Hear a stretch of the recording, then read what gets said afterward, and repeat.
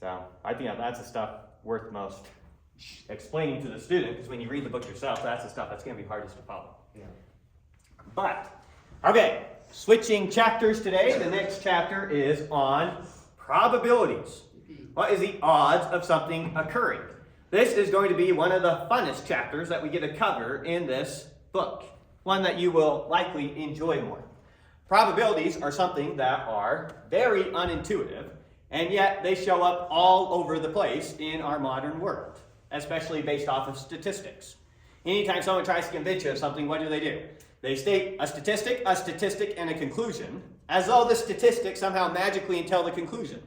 And you accept that as, yep, a good scientific argument, and at least they got data backing it up. When really they have no clue what they're talking about. And so, let's quickly introduce you to how unintuitive probabilities can be. So first off, let's just go very old-fashioned. We're going to start out by flipping a coin. Fair coin, heads or tails. That's all there is to it. Okay. With me so far? All right, I got a coin. Trick question. I flip it. What are the odds it comes up heads? 50%, or 1/2. What are the odds it comes up tails? You guys got this. All right. Next, I flip a coin twice. What are the odds I get heads followed by heads again?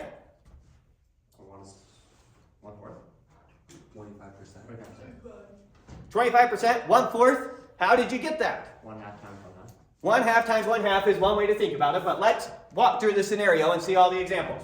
I flip a coin twice. What are all the things that could have happened? Heads. I could have gotten a heads and a heads. I could have gotten a heads and a tails. I could have gotten first a tails and a heads, or I could have gotten a tails and a tails. These are all the possible outcomes if I flip a coin twice. There's 4 possible outcomes.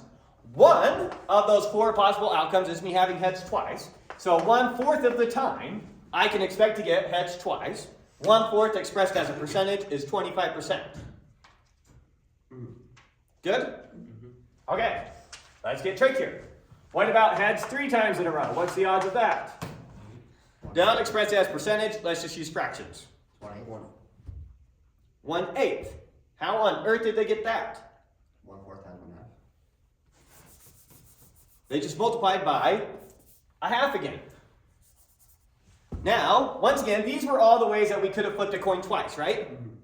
If I'm flipping a coin 3 times, what could have happened? Well, let me rewrite all these again. So, just rewriting the exact same thing we have here again. Heads, tails, heads, heads, tails, heads, tails, tails. Sorry, I have to write small. So I just rewrote the same thing twice. Oh, that's not where I wrote it twice. I just rewrote the same thing twice. You see that? If I flip a coin 3 times, what could have happened? The same exact thing that happened on the first 2 flips is going to be exactly what could have happened on 2 flips. And now for each of those outcomes, I could have ended it with another heads. Or for each of those 4 outcomes, I could have ended it with a tails. Yeah. And so if I flip a coin 3 times, how many possible outcomes can I get? 8. No, it's 8. Yeah. These are all of them. I have them all written here. And so what are the odds of getting heads, heads, heads, heads? 1 in 8. If I flip a coin 4 times, what are all the possible flips I could get? Well, for the first flip, how many options do I have? 2. For the second flip, how many options do I have? 2. For the third. For the fourth. 2. And so there are 2 times 2 times 2 times 2, or in other words, 16 options. What are the odds that I flip heads, heads, heads, heads? That is one of those 16 options, or 1 in 16. What are the options that I flip heads, well, we'll say tails, tails, tails, tails? 1 in 16. Doesn't change the fact that I was using heads or tails. It's just that. Okay, you with me so far? Nice and simple. You just think about all the cases, and then how many of those cases are what you care about. There's 8 cases, and you care about 1 of the 8 cases. The odds are 1 in 8. Okay. Haven't lost you yet, right? No. Okay. Now, flipping a coin twice. What are the odds of flipping a heads and a tails versus flipping heads, heads? Same. Actually, no, it's 1 more. It's 2, it's 50% compared to 25%, right? But same. If it doesn't matter. All right, let's run through it. we could have heads, heads, heads, tails, tails, heads, tails, tails. These are all the 4 possible outcomes we can have flipping a coin twice, right? How many of these 4 outcomes are heads, heads? 1. So 1 in 4 ways can we get heads, heads. How many of them have a heads and a tails? 2. This one has a heads and a tails. This one has a heads and a tails. So what are the odds that I have a heads and a tails? 1/2, or 50%. And you already see the back and forth conversation there. People wondering, was it a fourth or a half? When we're talking about flipping a coin. We're not talking about some statistics for determining some sociological outcome. We're talking about flipping a coin twice. And there's already a debate. Wait, what's the answer? And notice the variance in the answer. 25% versus 50%. That's a difference of 25%. That's a big difference. Flipping a coin twice. You don't magically know how to reason about all these other things if you can't reason about flipping a coin or rolling a dice. All right, now Caleb and Alex. Not sure if other people have seen this before. This problem is so weird. But simple problem for you. Jack and Jill have 2 kids. One of them's a boy. How many times did it explain? What is the odds their other child is also a boy? Have 2 kids together? Jack and Jill, they're a married couple. They have 2 kids. They're siblings. These are random names. Okay, John and Jill have 2 kids. Thank you. One of their kids is a boy. What are the odds that their other child is also a boy? 25%. Jack and Jill have 2 kids. One of their kids is a boy. What is the odds that their other child is also a boy? 50%. Oh. I've heard 25%, I've heard 50%. Oh, so weird. We coalescing on an answer?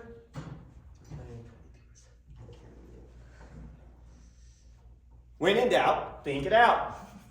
What are all the options? Boy. They could have had a boy then a boy. They could have had a boy then a girl. They could have had a girl then a boy. They could have had a girl then a girl. Here's all the ways that you can have 2 kids. Sorry, I know modern generations get confused by simple dichotomies.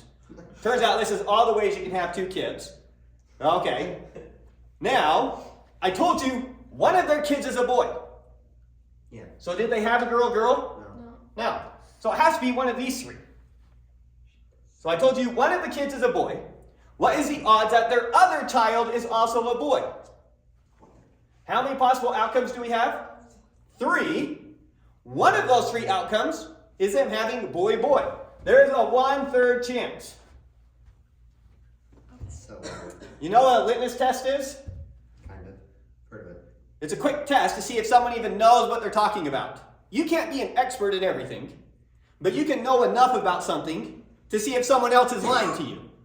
Someone's feeding you full of all sorts of, based off the odds, here's what something is. This is a good litmus test for it. Ask them that simple question. Jack and Jill have 2 kids. One of them's a boy. What's the odds that their other child is also a boy? They say, oh, well, I have to think about it, or, ooh, that's kind of tough, it depends, blah, blah, blah. Or they spit out 50% or 25%. You instantly know they don't know what they're talking about. And you can disregard what they start telling you. They don't know. That's the answer. This is not a hard problem. This is the 1 + 1 of conditional probability, and we'll go through that next week. But that's all there is to it. So, probabilities, they're not intuitive. You don't magically know the answer. You can't rely on your intuition.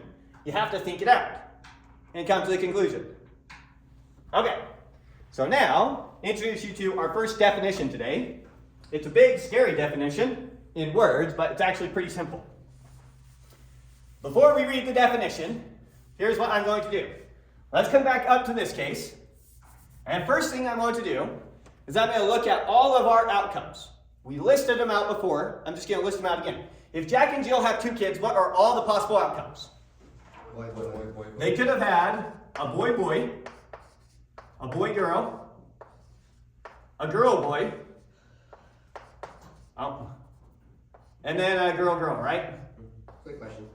Go ahead. Is the girl boy and boy girl the same thing in that set? No. Okay. a girl, these could be thought of as order pairs. Oh. But having a girl than a boy is very different than having a boy than a girl. Those are two very different scenarios. Okay, now I'm just going to call that S because S is my favorite letter. Good choice. Okay, now I'm going to write out a function telling me the odds of each of those outcomes. Okay. Okay, so here we go.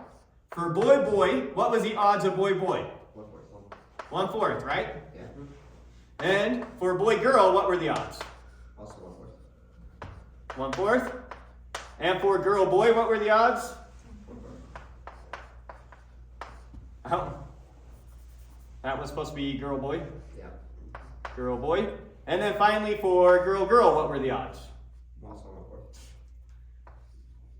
1/4. Okay, so this is giving me the odds of each of those outcomes. Here I wrote all the possible outcomes. Here I just wrote a function telling me the odds of each outcome, or the probability of each outcome. And I'm going to call that P. Good morning. Good morning. We've got everyone. You have everyone. Yeah, so very good today. Yeah, That is test day is very looking good, good. because so far, we haven't had 2 good odds, so good things are coming. It's cool. Should have a test every day, huh? Try that. All right. So, S here, we made the set of all our possible outcomes. And P here, we made the odds of each of those outcomes as a function. That's all we did. You with me? So this ordered pair of S and P together, S together with P in an ordered pair, this is what we are going to call a sample space. Now I'm going to read its exact definition down here for you, but here's what it is. Okay, let's read the definition and see if it makes sense. A sample space is an ordered pair, S together with P, where S is a non-empty set, typically your set of all your outcomes. S is a non-empty set, and P is a function from S to R. What does that mean? It maps everything in S to some real number. It mapped boy, boy, something in S to 1/4, a real number. It mapped boy, girl, something in S to a real number. It mapped girl, boy to a real number. It mapped girl, girl to a real number. It maps everything in S to some real number. And it's just telling you the odds of that thing occurring. Go ahead. So we can have an irrational odd of something happening. Like there's a square root of 2 chance that something happens. Sure. Weird. Think about if I have a square with 1 by 1 and I split it in half. Oh no, that's not going to work. Won't come up with one off the top of my head, but yeah, you can come up with a section of something that's a radical by a radical. Okay. Let's see where we were. So, just from the top. A sample space is an ordered pair SP, where S is a non-empty set and P is a function from S to R. It maps everything in S to some real number, such that for every little s in big S, everything you pick out of there, little s would just be one of the things in big S. The number it's paired with has to be greater than or equal to 0. We cannot say the probability of an outcome is negative 6%. That doesn't make sense. The probability of something happening can be 0 or it can be a positive number.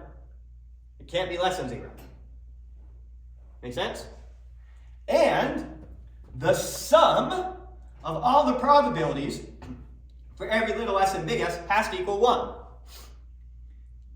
If I tell you I've got a coin that I've loaded, so it comes up heads 60% of the time, how often does it come up tails? 40. It comes up tails 40% of the time. How do you know that? Because the sum of the outcomes has to be 100%. That's what this last one is saying. In other words, this number plus this number plus this number plus this number always have to be 1, or 100%, which is the same thing as 1. If this happens a fourth of the time, this happens a fourth of the time, this happens a fourth of the time, this happens a fourth of the time, what are the odds that we get one of our possible events? 100%. 100%. It's the odds of all those added up. I tell you, Jack and Jill have 2 kids. what are the odds that they either had a boy and a boy, or a boy and a girl, or a girl and a boy, or a girl and a girl? 100%. They had to have one of those two cases, or one of those four cases. So the probability of all your cases always has to add up to 1. We call P your probability function. We call S your set of possible outcomes. And I'll probably often just call it your outcomes. Good so far? That's what the sample space is. Now, early on, I'm going to tell you in problems that you need to set up the sample space to solve a problem. There are going to be problems that you can easily figure out the answer to without setting up a sample space. For example, what are the odds of flipping heads twice in a row in a fair coin? 25%, or 1/4. You know how to do that without setting up a sample space. I want you, in these early problems, to go through the pains of setting up a sample space. The point early on is not you know how to calculate these simple probabilities. The point early on is to get you comfortable with the sample space in the case where calculating the probabilities is really easy. So that when we go down the road some, and now it's not so obvious, you know how to solve the harder problems. So it's going to feel like overkill for problems that you already instantly know the answer to. Go through the overkill. The point isn't can you get the right answer. The point is do you understand the model we use to get that answer. That's what we care about. And then when you get to more advanced problems where it doesn't just appeal to your intuition and you have to use the model, it's going to be easier. So that's intentional. Okay, so let's try this up, setting up sample spaces for different scenarios. Let's start out by rolling a fair die. And by die, I just mean a 6-sided die. That will be understood anytime I talk about dice. Make sense? Okay, so if we're rolling a fair die, we are going to set up our sample space. Our sample space is our set of outcomes together with our probability function, together in an ordered pair like that, where S here, what can we use to represent the possible outcomes with the die? If I roll a 6-sided die, what are my possible outcomes? 1, 2, 3, 4, 5, 6. So here's my set of possible outcomes. P now needs to map everything in S to some number. And it needs to do it in a way where all those numbers add up to 1. Good? So if your problem said, which one of your homework problems is, probably something along the lines of, set up a sample space for a fair die.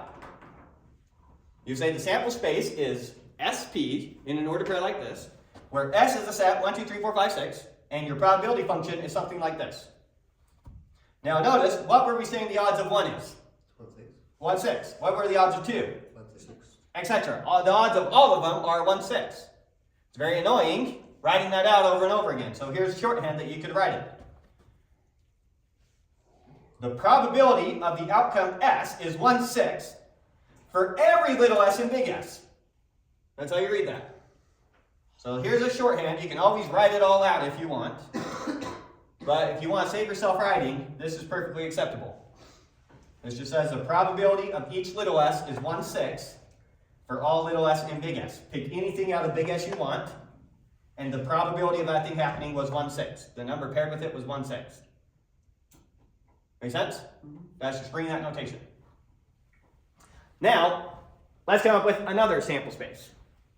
Same problem. I've got rolling a fair die. Here's what I could have done. I could have said S is instead this. A set of all those pictures. Perfectly valid, nothing wrong with this. And I could have said, the die showing 1 here maps to 4 ninths, 2 to 1 ninth, 3 to 1 ninth, 4 to 1 ninth, 5 to 1 ninth, 6 to 1 ninth. Question, is this a sample space? No. Let's go back to our problem. We're setting up a sample space for rolling a fair die. Yeah. Is this a sample space? Not for a fair die. It's a sample space. The answer is yes. It's still a sample space. Not a very useful sample space is what you're telling yourself. Yeah. But there isn't a notion of the right sample space or the wrong sample space. There's just a sample space. And you have choice. When you come across some scenario, you have a choice of how you want to represent that scenario as a sample space.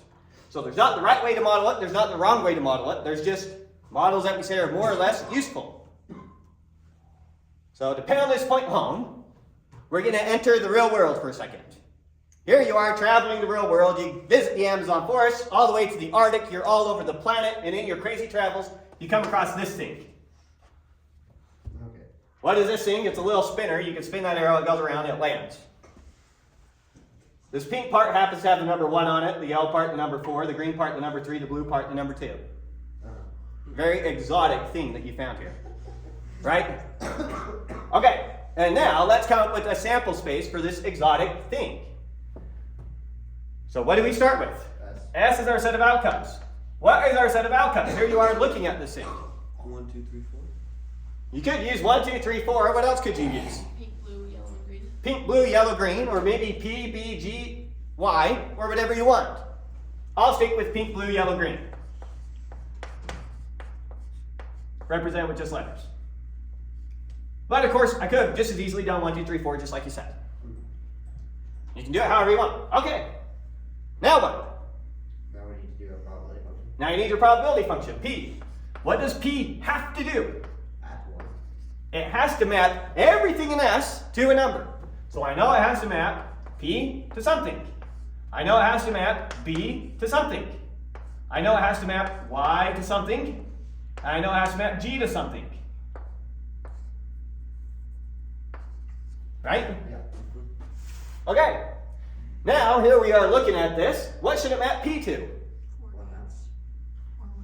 4/8, 1/2, whatever. So you're saying that's 1/2. Okay, what about the B? 1, yeah, 1/4? The Y? 1/8? And the G? 1/8. That's a very natural sample space. Now maybe I come in with some measuring devices and I find out actually the green here is slightly less than an 8 and the yellow here is slightly more than an 8. And so maybe I come in and I say actually, I can't remember which one I said was bigger, but maybe this one's more like 7/64 and this one's more like 9/64. You'll notice I chose those so that they still add up exactly to 1. There's another possible sample space. Which one's right, which one's wrong? Bad question. Which one's more useful? Well, you could spin this spinner a gazillion times and see which one gives a better, predicts the outcome better. But then again, that doesn't make it more useful. Maybe you were just trying to explain to some little kids, and showing them fractions like that, even though it's more accurate, is kind of stupid to show little kids, and it'll just confuse them more than it helps.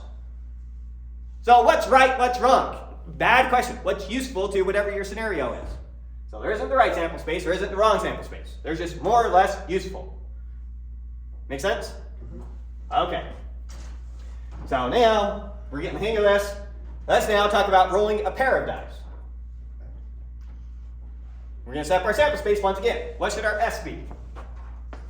Should be set forward first. What are all the possible outcomes you can get with a pair of dice? I can roll a 1 and a 1. I can roll a 1 and a 2. What's the I can roll a 2 and a 1. 36 apples? There's 36 possible outcomes. I don't want to write 36 possible outcomes. So I could write out all 36 possible outcomes if I wanted. I'm going to say that S here is equal to 1, 2, 3, 4, 5, 6. Crossed with 1, 2, 3, 4, 5, 6. For those of you that doesn't scare you, if you would have done the exponent there, I would have accepted it. Oh, okay. But if that sounds scary, don't even think that I said it. Just go back to our good old cross product. If that's scary, fine. Write out all 36. That's fine. I'm just not going to write out all 36. Okay. Now, what is the probability of each outcome? 1 and 36. Very natural thing is to say 1 and 36. Now, I could write out my function where I pair 1, 1 to 1 over 36, 2, 2 to 1 over 36, 3, 3 to 1 over 36. That sounds like a nightmare. So I'm going to say the probability of each outcome little s is equal to 1 over 36 for all little s in big S. Make sense? Yep. Again, feel free to write it all out. That's perfectly valid, perfectly correct. I'm just a lazy guy. How does that change if we say like the order pair 3, 4, and 4, 3 are the same? They're not the same outcome. But I know, but what happens if we say they are? Like, if we're just looking for. You could do that if you want and treat them as the same outcome. Oh. And then if you want the probabilities to match up with something in reality, you need to calculate the probabilities for each of those. And there's a simple way to calculate the probabilities for rolling 2 dice. If you don't know it off the top of your head, here's a picture that often helps you do it.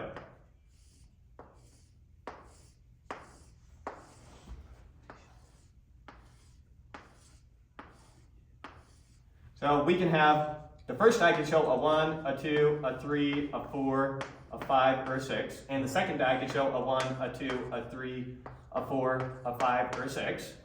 If my first die is a 1 and my second die is a 1, then the result is I rolled a 1, which is a 2. 2. If my first die is a 2 and my second die is a 1, I rolled a 3. If my first die is a 1 and my second die is a 2, I rolled a 3 also. 3. 3 and 1 is 4. 4. 2 and 2 is 4. 4. 1 and 3 is 4. And then you'll see 5, 5, 5, 5, 6, 6, 6, 6, 6, 7, 7, 7, 7, 7, 7, 8, 8, 8, 8, 8, etc. And then what is the probability, for example, that I rolled an 8? Well, it's 1, 2, 3, 4, 5 out of 36. Now, no, you guys familiar with the game of Settlers of Catan? Yeah. So you notice, when you look at an 8 on the board, the piece that has an 8, and then under it, what did it have? 5 dots. Is that why? That's showing you the odds of getting it out of 36. And if you look at the 2, you'll notice it had 1 dot under it. It's showing you the odds out of 36. That's what it's showing you. Isn't that why they chose 7 to be the robbers? It's the most commonly rolled number. I mean, you could have done whatever you wanted with the game, but yeah, 7s are the most common. What's the odds of rolling a 7? 1/6. 6. So you can set that up as your sample space for rolling 2 dice. And that's perfectly valid sample space, by the way. I could have, instead of doing this for my sample space for a pair of dice, I could have said S is equal to 2, 3, 4, 12. Perfectly valid. It's just a bit harder to reason about. This is, in some sense, more simple. And then we would talk about how to then get this things from this sample space, but that's next week's lecture. All right. Let's upgrade to poker hand. I know you guys all gamble a lot, so you're very familiar with poker. Of course. How many cards do you have in a poker hand? In a deck? No, a poker hand. Oh, you have 2. 4. You're playing poker. Or 5. You have 5 cards. 5 cards. So if you said 2, you're probably thinking of Texas Hold'em. Yeah. In Texas Hold'em, you have 2 in your hand, but you're also allowed to use 3 cards from the center to construct your hand. So your hand is actually 5 cards. Right? Well, what about the river and like the turns? You get to choose Oh. a total of 3 of the cards, plus the 2 in your hand, to construct your hand, your poker hand. Okay, so a poker hand consists of 5 cards. Yeah. If you're playing regular poker, you always have 5 cards in your hand. Okay, so a poker hand consists of 5 cards.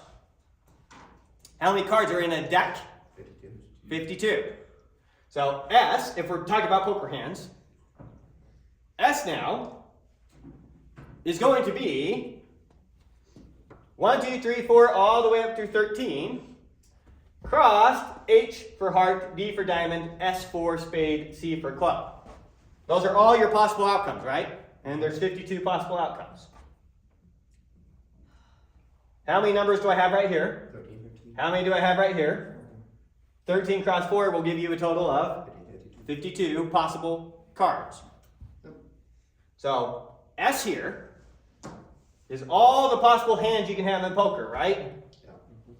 No, right now S is just all the cards. Oh, yeah, sorry. This is easy to get confused by thinking that in a particular problem. Now we kind of already switched it up right here, Yeah. but just so that you don't get confused as to what the problem's asking you to do. So if we're talking about the odds of a particular poker hand, then S is going to be the set of all possible poker hands. This is how many possible cards there are. This is not poker hands, so this is bad. This is not what our S would be if we're talking about poker hands. Okay. I can't write out S. It would be a nightmare. But S is what is one possible poker hand. S is equal to one possible poker hand we could have is, we'll do it as a set again. We could have had the ace of hearts. I'll do 1H for ace of hearts. We could have had the 2 of clubs. We could have had the 3 of diamonds. We could have had the 4 of diamonds. And we could have had the king of spades. Here could have been one possible poker hand. And then the next one, and the next one, and the next one. Writing them all out. How many possible poker hands are there? That's what I would have to write here, is every possible poker hand. That's a nightmare. When you get to problems like this, you can say S is equal to, and just write it in words, the set of all poker hands. And you do not need to try to come up with this. Is there a way to do it in like set build notation or something? We won't worry about writing it out and trying to reason through it, but yes. You would write out the set that you're picking from, and then say pick 5 out of that, and all possible subsets of 5 of that, and you have to introduce power set. Just 5 choose N, where N is in S. Would that work? 5 choose N. Or no. How many possible poker hands are there? A lot. How many cards are in a deck? 2. How many cards are in a poker hand? 5. So it's 5 choose 52. Almost. What do you start with? How many options do you initially have? 52. How many are you going to choose? 5. 5. So it's 52, choose 5. Oh, sorry. 5 choose 52 is a number. Is it, wait for it. Now, just to give you an idea for how humongous this number is, what is 52 choose 5 if I were asking you to try and calculate that? It's 52.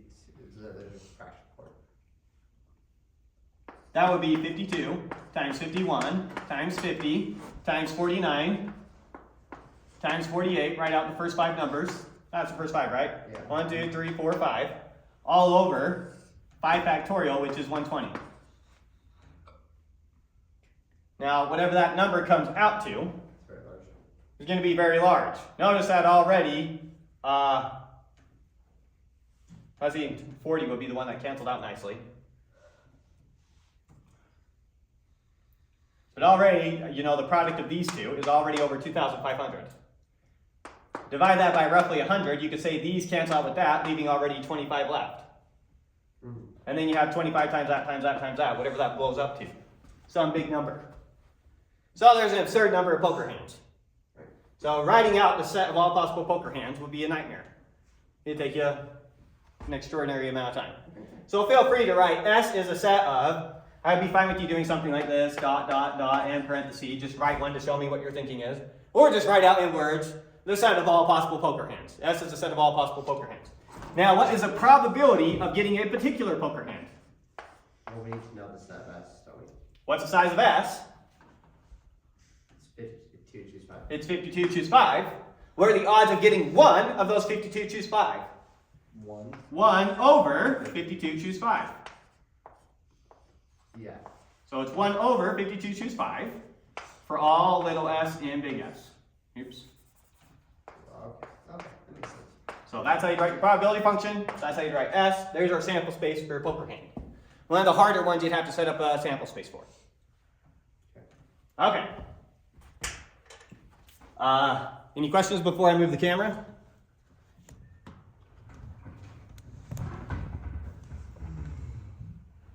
All right, let's get to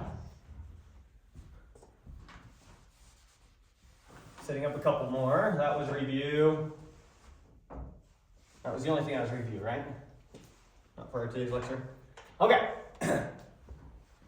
Let's look at now tossing a coin 3 times. Okay. So tossing a coin 3 times.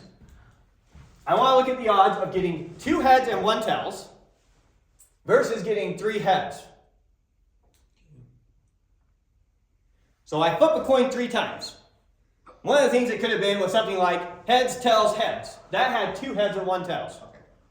Or I could have flipped it and got heads, heads, heads. That had 3 heads. Right. What are the odds of me getting 2 heads and 1 tails? 1/4. I don't know. Is it 1/4? I don't know. Once again, let's just think it through. Let's find out. We could have got heads, heads, heads, heads. We could have got heads, heads, tails. Heads, tails, heads. Heads, tails, tails. What am I missing? It's all what for your heads and your tails. Now I need heads, or Tails. tails, there we go. Tails. Tails, heads, heads. Tails, heads, tails. Tails. Tails, tails, heads.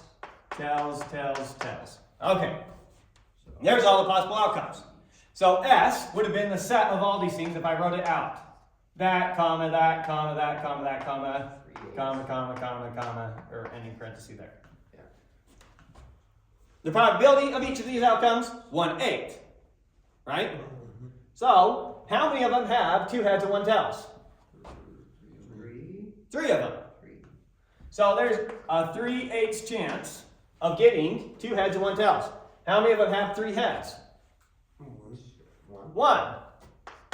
So you are 3 times more likely to get 2 heads and 1 tails than you are to get 3 heads if you flip the coin 3 times. Now, contrast this with, what do you have a better chance of doing? Flipping a heads and a tails and a heads, or a heads and a heads and a heads? Are you saying? You flip a heads, followed by a tails, followed by a heads, versus a heads and a heads and a heads. Should be the same. The same. What are the odds of me flipping this? 1/8. 1/8. That's only one of my 8 outcomes. What are the odds of me flipping this? Also 1/8. 1/8. It's just one of the 8 outcomes. The difference between these 2 scenarios is how a lot of people destroy themselves in Vegas. They go to a roulette table, and it comes up red, red, red, red, red, and they tell themselves, we're due for a black. And so black has to be more likely than red. And what they're thinking in their head is 3 reds and 1 black is more likely than 4 reds. But that's not your scenario. Your scenario is you've already gotten red, red, red, red, red, red. And now, given that you have that, what's more likely? That the next one is a red or that the next one is a black? It's the same. Those have the same probability. Whereas over here, before we started, if I'm going to spin the roulette table 4 times, the odds of getting 3 red and 1 black is better than the odds of getting 4 black. So they confuse those 2 things in their head, and so they think that a table's got to be due. It's ready to pay out. It does suck for them. They lose a lot of money this way. Other people convince themselves that they figured these things out, that they figured out a roulette table. I got a bunch of sisters. A bunch of them claim that they have all these ways for figuring out what the gender of their next baby is going to be. Let's put ourselves in a universe of just a bunch of moms who all had 3 kids. You with me? Yeah. Okay. All these moms who just had 3 kids, what are all the possible outcomes? They could have had boy, boy, boy. They could have had boy, boy, girl. They could have had boy, girl, boy. They could have had boy, girl, girl. And then the other 4, right? Now, pretty much every mom guesses the gender of her kids before she has a baby. What are the odds? And every mom, it's going to end up one of the 8 things we have written here. What are the odds that she gets all 3 of her kids right? 1/8. 1/8. What are the odds that she gets 2 of her kids right? 1/4. No, 3/8. Same as what we did up here. 2 heads, 1 tails. 3/8. 3/8. You with me? Yeah. So already 50% of them are going to be right more than 50% of the time. You heard me correct. Half of them are going to be right more than half the time. One of them guessed all 3 of them perfectly. One of them got 2 out of 3. Oh, the one that gets. Or sorry, 3 of them got 2 out of 3. 3 of them are going to get 1 out of 3 right, and one unlucky girl is going to be wrong all the way across the board. That's so weird. Now, who tends to brag more about their successes? The right one. The people who were successful, or brag about their outcomes, or the people who were not successful? The people who are successful. And so they have success, and they say, it's worked for me every time. And here's a strategy that I use to tell you what's next. If you feel this, that, and the other, then it's going to be a kick. Trust me, I've had 3 of them. I know what I'm talking about. They don't view themselves in the big picture of everyone guessed. You just happen to be the one in A who got all 3 right. Similarly, people at Vegas are convinced they have a method for the roulette table. Because they got lucky. Because they don't look at themselves as one of a whole. They just see their own little individual experience. And so they're convinced they have some sort of system. Because it's worked for them every time, whatever the system is. If you step on a nail that day, it's a boy. If you don't, it's a girl. It's worked for me every time, whatever the system is. Okay. So, let's look now at sample space. And you're going to tell me, well, let's look at something I've written here and tell me whether or not it's a sample space. So, cut off right here. looking now at this. Here's S. 1, 2, 3, 4. Here's my probability function. Question, is S together with P a sample space? Yeah. Uh, Yep. That is 0.0. That is a 0.0. Yeah. That's 6. Okay, yeah. Is this a valid sample space? Yippee. Sure is. Is it? Wait, no. S is 1, 2, 3, 4, not 1, 2, 3, 4. Oh, no. S is only 1, 2, 3, 4. This has a 5 in it. This has a 6 in it. Okay, so now I'm going to add 5, 6. Okay, now is this a sample space? Who can see the last problem? Is there a problem here? What's our last issue? Why isn't this a sample space? Is it because 4 doesn't have a chance? No. Is that okay? Yeah, it's fine. Let's see, going back to our definition, the probability of each outcome has to be greater than or equal to 0. Yeah. So mapping to 0 is okay. Any other issue? No, it's fine. Okay. Okay. Well, I don't believe there's a problem just because I say so. Can't go around trusting teachers, I'll get you in trouble. Alright, and just to make sure you're reading this correctly, people, let's just go through, starting with you, tell me what's the probability of 1 given this function. 6. So, when we're saying the probability of 1, this tells us the probability of each outcome. So the probability of 1 is 0.1. Perfect. And the probability of 2 is 0.4. 0.4. And the probability of 3 is? 0.1. And the probability of 4 is? 0. And the probability of 5 is? 0.2. And the probability of 6 is? 0.2. And if you were to add all those up, Sure. if we were to do the sum for all little s and big S of P of S, that's what we have written up out here, that would be, take the first thing in S, plug it in, P of 1, take the second thing in S, plug it in and add it, third thing, fourth thing, fifth thing, sixth thing, that would just be 1. Just to help you read that notation and help try and make sure you understand what that notation is saying. The sum for all little s and big S of P of S. Good? Okay. Let's have some more fun. Now you've been exposed to some probabilities and statistics. You've done the trick questions, you know the tricks. Let's try something. You may not have heard of this before, but a few years ago, the country went stupid over something called COVID. And a lot of people said a lot of stupid things. Let's set up a COVID scenario and calculate some probabilities. Here's what we're going to do. We're going to go back to the height of COVID. 10% of the population we're going to say has COVID right now. Right now. They're all set. Look at them. The poor wretches. Okay. So 10% of the population has COVID. And a given test is 90% accurate.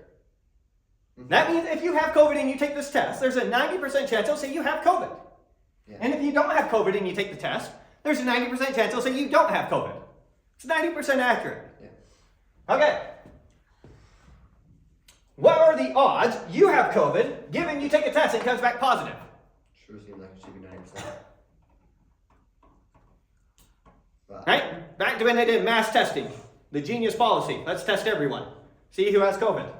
So you grab a random person, you say, take your COVID test, let's see if you have COVID. If the test is 90% accurate, what's the odds that you actually have COVID if it comes back positive? 90%. seems like it should be, shouldn't it? Can't rely on your intuition. Let's set up a picture. Let's pretend that we live in a population of exactly 100 people. Right? Uh-huh. We're going to say everyone over here has COVID, everyone over here doesn't. Okay. Let's try and draw it just a little bit more accurately. I'll try and be more careful about marking off an actual tent here. Okay. So, this is 100 people. All the ones over here don't have COVID. All the ones over here do have COVID. How many people don't have COVID? 90%. 90%, so we're going to say 90. We're going to pretend that we have a random sample of 100 people in the population. Yeah. And how many have COVID? 10. 10. Now I'm going to make everyone take the test. Right? Yeah. So these 90 people, they all go and they take the test. How many of them are going to come back, you don't have COVID? 90%. 90% of that. 90% of them. Yeah. So of these 90 people, 90% of them are going to come back, you don't have COVID. So 80. So up here, what's 90% of 90? just 81. 81 people are going to test negative. Yeah. So this is no COVID, over here is COVID. 10 have COVID, no COVID is 90%. So we get 9. How many of them are going to test positive for COVID even though they don't have it? 9. 9 test positive. All right, over here of our 10, they all take the test. How many of them are going to test positive? 90% of them are going to test positive, so we're going to get, maybe should have made the sticker. Why am I writing a P for positive? We're going to get 9 test positive, and how many test negative? 1. 1 test negative. Now I told you, you got a positive test. How do you know which one you're going to get? You don't know if you're one of these or you're one of these. It's just as likely that you're one of these as it is that you're one of these. What is that? 1 in 18? So, 9 in 18 actually have COVID. Of the 18 people who tested positive, 9 of them actually have COVID. Right. What's 9 over 18? I don't know. 50%. Well, in this case, it's exactly 50%. If you were to take a COVID test and it came back positive, there was only a 50% chance that you actually had COVID. And 90% is not close to the accuracy of these rapid tests. Your really accurate ones were 80%, your less accurate ones were 60% accurate. Okay. And then, if I were to ask you how many people got COVID, what would you go Google? How many people had COVID? And then what would it list for you? It would list the number of COVID cases. And back when COVID was running, you had reporters, big news network showing the number of COVID cases at the bottom of the screen. And they would talk about it as a number of people that had COVID. This is the number of people that were tested. You don't know who has COVID and who doesn't. You can't look at them. Oh, yeah, right there, I see the COVID. What can you do? You can give them a test. What does it mean for there to be a COVID case? It means someone tested positive for COVID. That's all it means. A test came back positive. A test came back positive, does that mean you had COVID? No, not at all. Even with our ridiculously accurate test, no, not at all. Interesting. But why do you have to consider the bigger population at all? Why can't you just... To set up this picture, we have to know it's 10%. And that's when COVID's hot and heavy. Notice that the smaller we make this percentage, the more it hurts this category and the bigger it makes this category. It hurts your results. Being 10% is very generous. To say at the best time that it could have been the most accurate with an absurdly accurate test, 50%. But why do we need to consider the entire population to make it accurate? Why can't we just consider it case by case? Like, why can't we look at one person and give them the test and say that you have a 90% chance because you tested positive? No, all it means is that, what does a positive test mean? It means if you have COVID, there's a 90% chance it will return positive. That's what it means. It does not mean if it returns positive, there's a 90% chance you have COVID. Calculating that is not as trivial as you think. Interesting. Okay.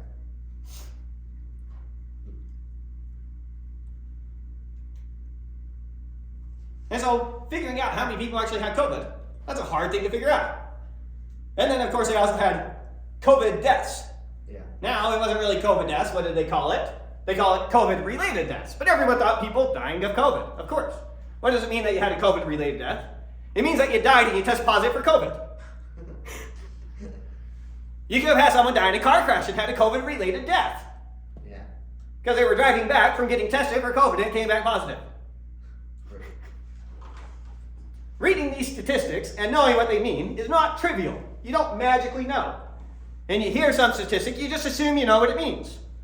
Common one, everyone's talking about house prices right now. Common thing that comes up is the home ownership rate. If someone says the home ownership rate is 60%, what does that mean? 60% of the homes. 60% of Americans own homes. That's almost what every single person on planet Earth would say. It's not close to what it means. What is home ownership rate? It's the percentage of homes occupied by an owner. Let me set you up a scenario. Well, Let's say we lived here as a deal, and there was one giant mansion that everyone was renting from, and then one teeny house that was homeowner occupied. so that's 50% home ownership. That would be a 50% home ownership rate, even though one person in the whole community owns their place of residence. I see.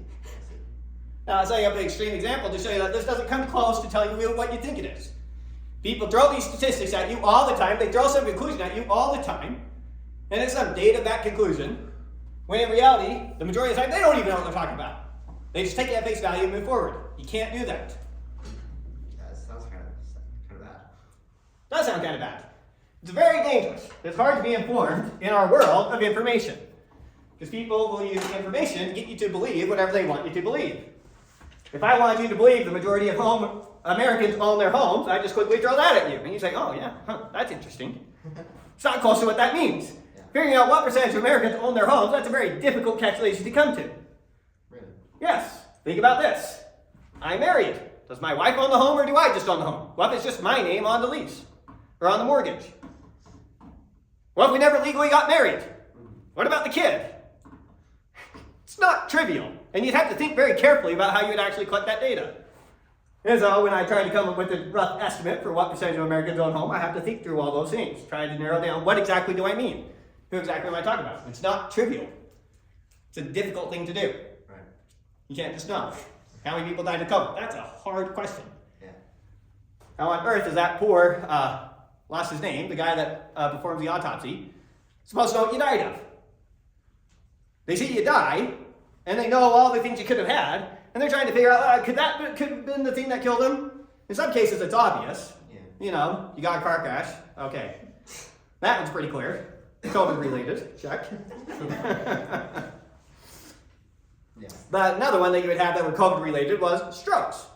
Because clotting was a known potential side effect of COVID. This person had COVID, they died of a stroke. Did the COVID lead to their death? Possibly. Possibly. It could have been something else that caused a stroke. Who knows? That's a very hard thing that someone has to sit down and figure out. You can't just know these things. Yeah. So it's difficult. Difficult to know. So let's talk about science in general now. And what it means to know. Because knowing is hard. When you are in any scientific field, all your knowledge is probabilistic, or whatever I said here. All scientific knowledge is probabilistic. We can only use probabilities. There's no such thing as knowing with capital K in science. You only get a know with capital K in your math and your logic courses. So when you're in a field like math, yes, our knowledge is 100%. What's the asterisk for? Okay, what's the asterisk for those of you who have a little bit of something like calculus? Our knowledge in math is better than 100%. It beats 100%. How do you beat 100%? Imagine I have an actual perfect random number generator. We'll say integer random number generator. What are the odds that generates the number 1,297? Out of what's that? Out of all possible integers? 0. 0. Is it possible to get that outcome? Yes. So 0% does not mean impossible. In mathematics, it's impossible for us to be wrong. Not just 0% chance. For those of you who don't understand what I just said, it doesn't matter. The point is, math always right. If 100% works for your intuition, stick with that. But like, how do we... Once we navigate into the sciences, so now we've crossed the threshold here. Knowledge now means a different thing. When we say we know something in physics, what do we mean? We mean that we are 99.99996% chance we're that sure of it. That's our confidence interval. Pretty good. Pretty good. Physics is a great field. I strongly recommend you go learn some physics. Fantastic. Chemistry, we start to get a bit more wishy-washy. The results of chemistry are known with 99.7% accuracy to 99.994%. Still pretty good. Wouldn't bet the universe on it. But there's some wiggle room. Pretty good. Once you get to biology, now it's kind of all over the place because there's more or less accurate fields of biology. Neurobiology is much more exact than when you get closer to medicine, for example. But your results are now known with a 90 to 95% accuracy. Can be pretty scary. This was a 90% accuracy down here. We're getting into some scary ground. Then you get to something called the social sciences. Yeah. Let's make sure we label everything correctly. Psychology and your philosophy. That's your psychology, that's your economics, that's your social sciences, sociology. Your social sciences. Where our confidence now is 60% to 80%. That's pretty bad. It's terrible. Okay. Let's set up let's talk about, I'll come back to that. Think about all the theories that mankind has ever put forward about the way the universe works. What percentage of those are correct? Very small. Well, how do we know? How do we know? But just, what would be a stupid generous number? 5? 5% is already stupid generous. Those of you who have done history of philosophy, you can already think, we're being extremely generous, saying 5% of all the theories that mankind has put forward are accurate. So 10% is being just beyond ridiculously generous. There's no way it's 10%. So let's assume the completely unreasonable, way too optimistic view of 10% of all scientific theories that are put forth are actually correct. Okay. You with me? sure. And we're going to play the, what are the odds a social scientific theory that is proven correct is correct? Okay. And we're going to set up our two scenarios. We'll start with the optimistic 80%, and then the more realistic 60%. Wait, but how do we know? Like, We don't know the number that are actually correct. We're going to be way over. but We know that's going to be a very generous upper bound and play the game from there. Did people in the past prove their sciences to the level of rigor that we have now? Now, but we can play with those theories and roll them out. Right? Sure. It's a dangerous game we're playing, but let's play the game. Okay. So we're going to assume that 10% of all social scientific theories ever put forth are actually correct. We're going to take a theory that's been proven true in the social sciences and see what are the odds it's true. It's already been proven to be true. What are the odds it's true? And we're going to play a similar game. So setting it up. Here's all our true theories. Here's all our false theories. Okay. For a random 100 theories that we choose. So you can also get I put a 9 down there. That's an 8. So we have 80 theories are false, and 20 are true. that 72 plus 18 adds up to more than 80.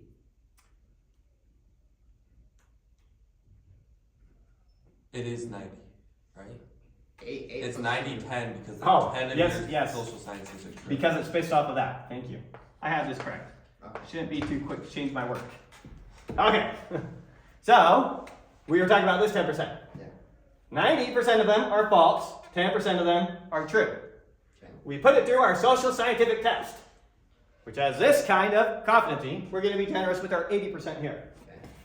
So if the theory is false, then here's the odds that we classify it that way correctly. 72% chance. 72 out of 90, or 80% of the cases.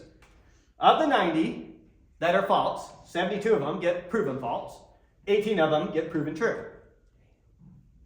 Of the 10 that are true, 8 get proven true, 2 get proven false. Okay. So take a theory that's been proven to be true. What are the odds it's actually true? Well, that's going to be 8 over, what's 18 plus 8? 26. 26. 26 is. Less than, we're going to be in the ballpark at 30%. 413. What is that? Yeah. Yeah. Yeah, 413. about 33%.